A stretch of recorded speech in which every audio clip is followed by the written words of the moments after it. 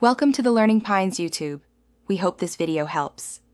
In this video, I will explain how to cook pig feet.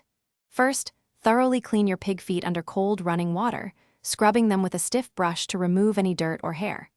This meticulous cleaning is crucial for both hygiene and taste, ensuring your dish is free from unpleasant textures.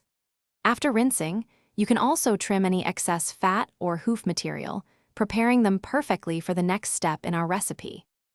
After cleaning, place the pig feet in a large pot and cover them with fresh water. Add about 1/4 cup of white vinegar and a few bay leaves to the pot. This helps tenderize the meat and removes any remaining gamey odors. Bring the water to a boil, then reduce the heat and simmer for approximately 30 minutes. Drain the feet completely and rinse them again with cold water, preparing them for the main cooking phase.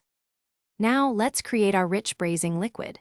In a clean pot, sauté 2 large chopped onions, 4 cloves of minced garlic, and 2 stalks of celery in 2 tablespoons of olive oil until softened. Pour in 4 cups of chicken or vegetable broth, 1 cup of apple cider vinegar, and 1/2 cup of soy sauce.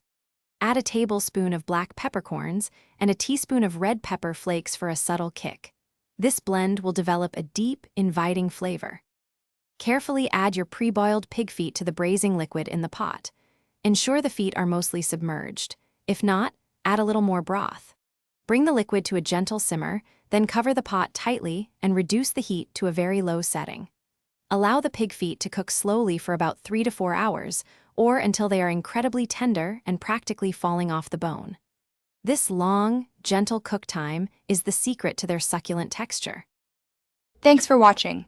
Consider subscribing if we helped you.